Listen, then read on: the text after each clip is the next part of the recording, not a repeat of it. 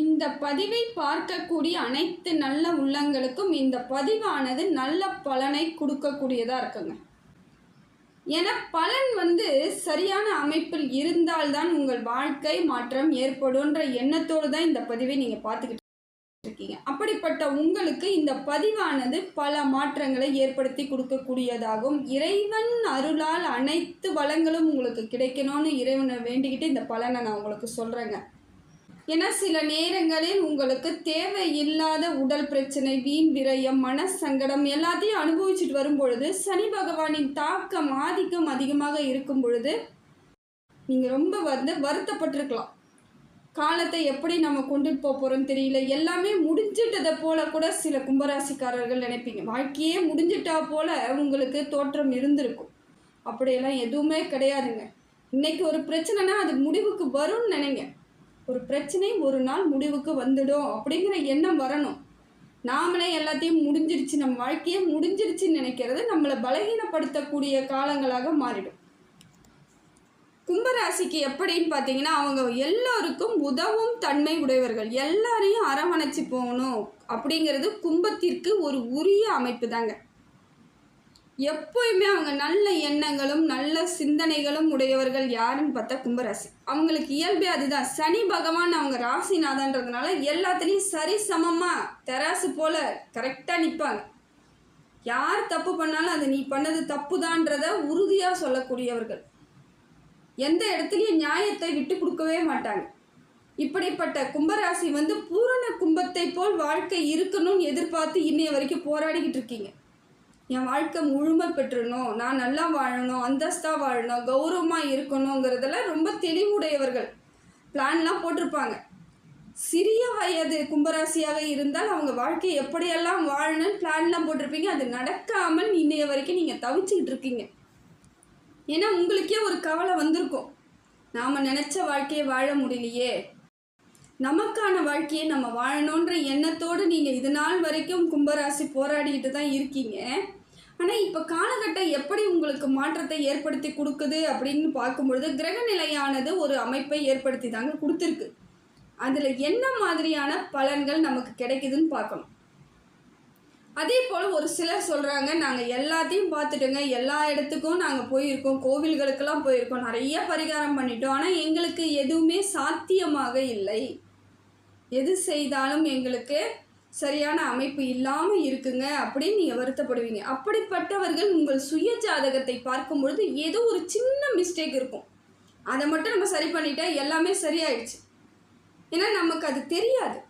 பொது பலனாக பார்க்கும் பொழுது யாருக்கு என்ன எப்படி இருக்குன்னு சொல்ல முடியாது. பொதுவாக பார்த்து நம்ம 90% தான் சொல்லலாம். அந்த 10% எப்படி இருக்குன்னு பார்த்தீங்கன்னா, நமக்கே தெரியாமல் நம் ஜாதகத்தில் தசாபுத்தி எப்படி இருக்குது, குரு எந்த இடத்துல இருக்குன்னு அப்படி பார்க்கும் பொழுது ஒரு சின்ன மிஸ்டேக் இருந்தால் அதை நம்ம எப்படி சரி பண்ணணும்னு நம்ம அந்த இடத்துல பரிகாரம் பண்ணிட்டா முடிஞ்சு போயிடுச்சு. பிரச்சனை எல்லாமே முடிவுக்கு வந்துடும்.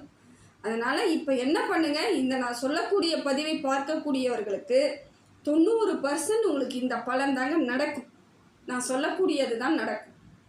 அதையும் மீறி இதெல்லாம் நடக்கலைன்னும் பொழுது உங்கள் சுய ஜாதகத்தை ஒரு நல்ல ஜோதிடரை பார்த்து அதில் என்ன மிஸ்டேக் இருக்குதுன்னு தெரிஞ்சுக்கிட்டிங்கன்னா அது சரி பண்ணிவிட்டு காலத்தை நம்ம நல்லபடியாக கொண்டுட்டு போயிட்டே இருக்கலாம். கும்பராசிக்கு இப்போ பார்த்தீங்கன்னா சில பேருக்கு உடல் நல பிரச்சனைகள் அதிகமாக வர வாய்ப்பு இருந்திருக்குங்க. உடம்புல ஏதோ ஒரு பிரச்சனை, என்ன பண்ணுதுன்னு சொல்ல தெரியல, ஆனால் ஏற்கனவே இருந்து வந்த பிரச்சனைகளும் இப்பொழுது இருக்கிற மாதிரி ஒரு அமைப்பு நமக்கு ஏற்பட்டுரும். இப்போ கும்பராசிக்கு அது அமைஞ்சிருக்கும். அதனால் என்ன பண்ணுங்கள், இதை நினச்சி கவலைப்படாதீங்க. கொஞ்சம் இந்த மாதம் உங்களுக்கு அப்படித்தாங்க இருக்குது. கும்பராசியில் ராகு இருப்பதால் இந்த மாதிரி பிரச்சனை, கொஞ்சம் கவனத்தோடு இருக்கணும். ஜென்ம ராகுங்கிறதும் ஒரு மாதிரி நமக்கு உடல் சோர்வு, உடல் பிரச்சனை ஏதோ ஒரு விதத்தில் உங்களுக்கு கொடுத்துக்கிட்டு இருக்கக்கூடிய அமைப்பாக தான் இருக்குது. இருந்தாலும் மற்ற கிரகங்கள் உங்களுக்கு நல்ல பலன்கள் கிடைக்கக்கூடியதாக தாங்க இருக்குது.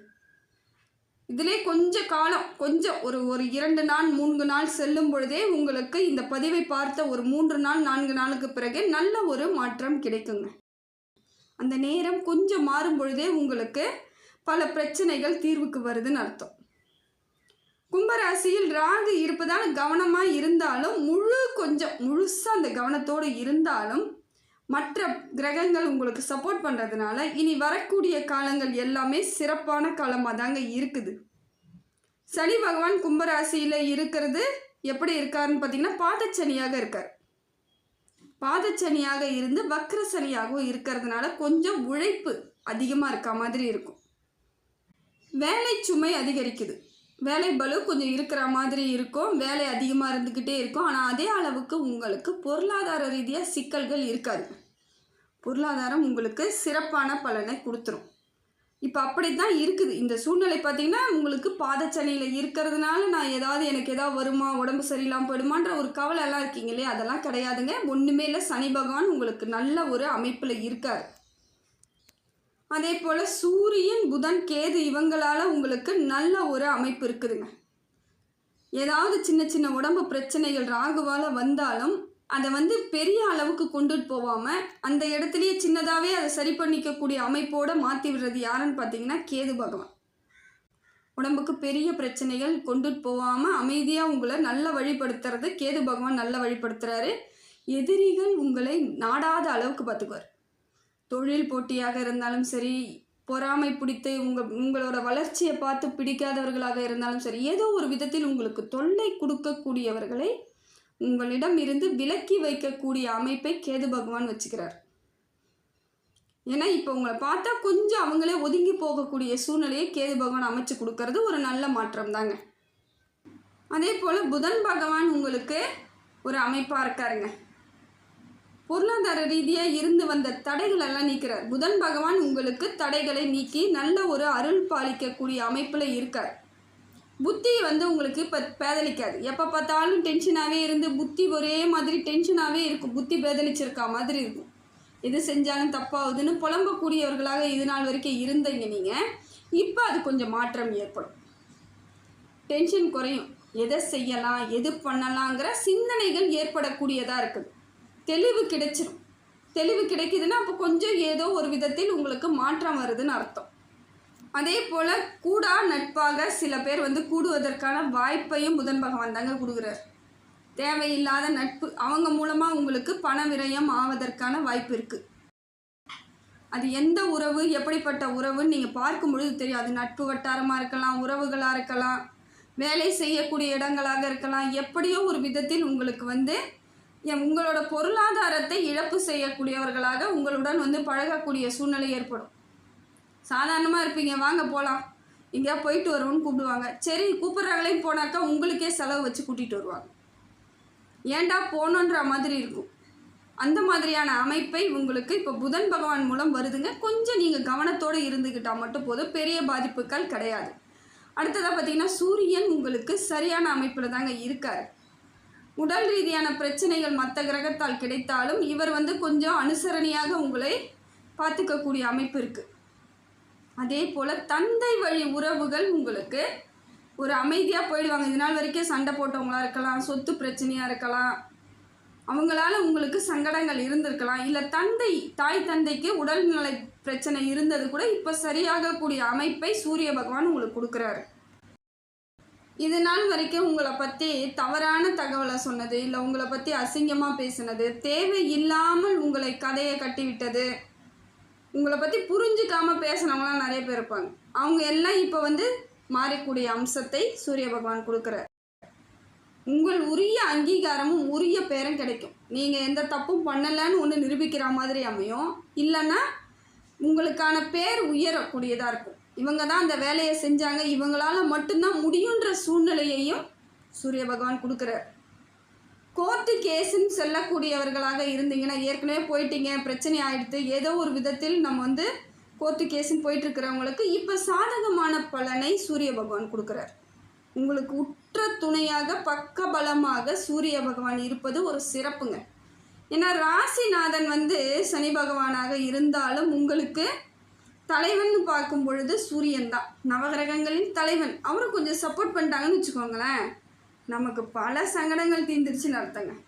இப்போ பார்த்தீங்கன்னா உங்களுக்கு ராசிநாதன் கொஞ்சம் ஓரளவுக்கு சுமாரான பலனை கொடுக்குறாரு. குரு பகவான் ஓரளவுக்கு நல்ல பலனை கொடுக்குறாரு. செவ்வாயும் பரவாயில்ல, இருந்தாலும் கவனமாக இருக்க வேண்டிய சூழ்நிலை. புதன் சூரியன் உங்களுக்கு நல்லா இருக்குதுன்னும் பொழுது கொஞ்சம் உங்களுக்கு ஆறுதல் கிடைக்கக்கூடிய காலகட்டமாக தாங்க இருக்குது.